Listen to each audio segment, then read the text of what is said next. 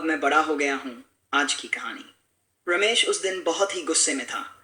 उसके सामने उसका बेटा सुजीत खड़ा था।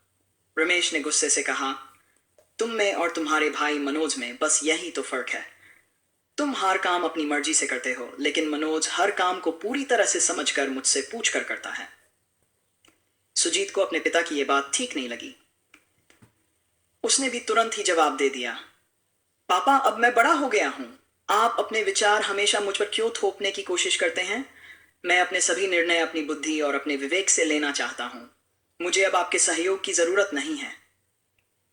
हाँ, अब तुम बहुत बड़े हो गए हो। अपने पिता से भी बड़े बगैर पूछे काम करने का लाइसेंस मिल गया है तुम्हें।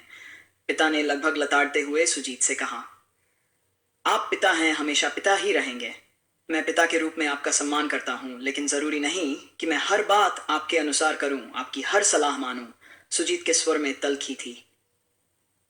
अब मेरी बात क्यों मानोगे बेटा? अब मैं बूढ़ा जो हो गया हूं। रमेश के स्वर में दर्द था।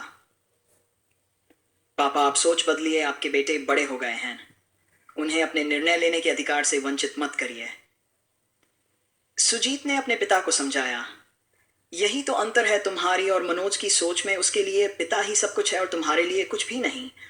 रमेश के चेहरे पर गुस्सा था।